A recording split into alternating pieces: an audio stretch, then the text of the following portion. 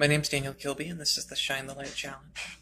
It is our step-by-step process of walking towards the summer solstice and taking a quick review of the foster care system and the things that need to be identified and treated. So, that being said, what you can do is it's a challenge here for you to share this with everybody you come across. It'll be a little bit of a fundraiser for my nonprofit helping at-risk homeless and foster youth, but it is mostly just a way of unifying the voices of the entire communities of foster, at-risk, and homeless youth and their constituents who really need to unite and create real change. So that the way this works is we're going to go ahead and share our reasons why we want to be involved with the foster, at-risk, and homeless youth communities, and my reason and my passion for making a difference. I'm a former foster, at-risk, and homeless youth, and the reason why I'm passionate about this project is back when I was 9 years old, checking into foster care for the third time to go through a couple more placements before I finally got adopted with my younger siblings. I remember walking into Orangewood, California, and it's just a giant group home with a bunch of kids who are all separated out by age and sex while they wait to be assigned a foster family and potentially reunited with their siblings. And I remember checking into this place and seeing 13, 14 other kids, some of which were crying, some of which were raging at the world, and some of which were just dead silent and statuesque. You could hardly even notice that there was a human being there. And I looked up and I saw this nurse see four more kids, myself and my younger siblings, walk through the door, and she threw up her hands in disgust. And it boggled my mind. It boggled my mind. So I walk up to her during my health screening and I say, "Hey, look, what's the deal? Why isn't anybody consoling these kids?" And she turns to me and says something I will never forget, which is that 90% of us, according to all the books and statistics, will die, end up on drugs, on the streets, or contribute back to the system. Only 10% of us will make more than 15 grand a year, and only 1% of us will ever hope to graduate from college. And she just didn't have high hopes for us.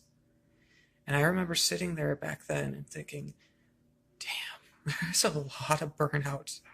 There's a lot of burnout in the system. She's not just talking about me. She's talking about every kid in this room. She's talking about my siblings. I can't be that same statistic. And I turned to her and I said, "You know what? You're not qualified to make that assessment." And since then, I've been on this mission, this pursuit of change, to identify the problems, to make a difference, to come up with solutions.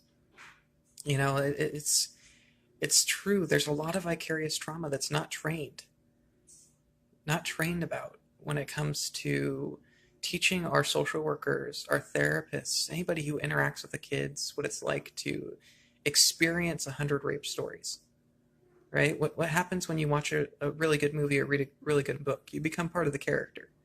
Well, the same thing happens on a very deep level when it comes to, working with foster youth. And if you come into it with this idea, if I'm going to save 100 youth, it's not a realistic goal.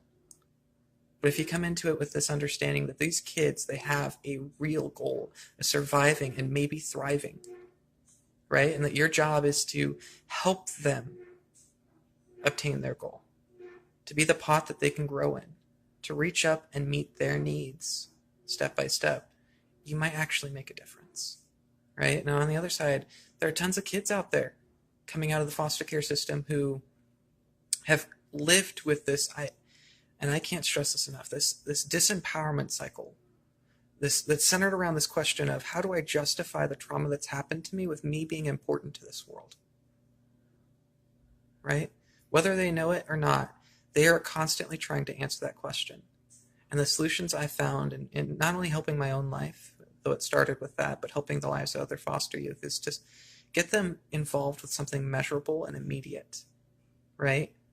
I went 4 days without food. Feeding somebody else who wouldn't eat without my help made a huge difference. Suddenly I was important. Heck, I wasn't just important. I was, irreplaceable in the life of that person. And I learned how to take care of myself should I ever become hungry in the future. in the process. And that's the sort of thing we need to treat. We need to use to treat foster youth going forward, and at-risk youth and homeless youth, is we need to find things that make them feel empowered in an area of weakness that they've experienced before. Give them the opportunity to serve. Give them the opportunity to be important. Because they're desperately wanting change. So there are a lot of things that I could say in this video as to why it's important to me to help shine a light on the foster care system. But the thing that would really set this off is for you to share as well. We are doing a fundraiser. We do have the Cash App, which I'll link below. It's a way of, if you've never used it, it's Square's version of Venmo. Uses your debit card instead of your bank account. So it's a little bit more safe, in my opinion, being somebody who's worked in finance for ages.